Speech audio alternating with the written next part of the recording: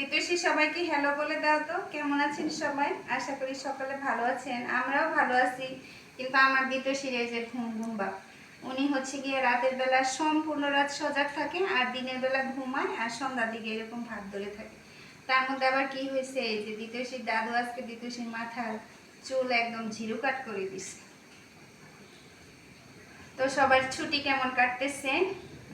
আমাদেরও ছুটি, তো আমরা চলে আসছি আর কি 2 দিন আগে ঢাকায়।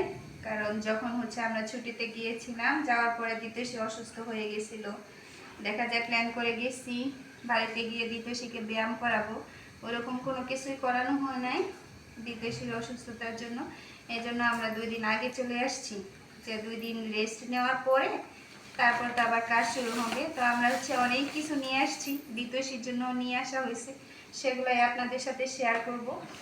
এই যে প্রথমে হচ্ছে এটা দ্বিতীয়শ্রীর দুধ, এটা ফ্রিজিং করে তারপরে হচ্ছে নিয়ে আসছি। এই দুধটা দ্বিতীয়শ্রীকে খাওয়ানো হয়, আমরা বাড়ি থেকেই নিয়ে আসি।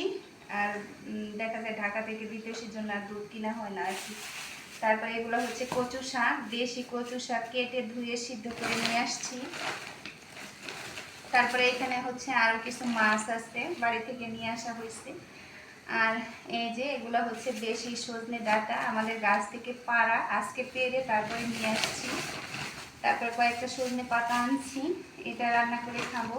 ফ্রেশ একটা মিষ্টি কুমড়া খেতে কাঁচা।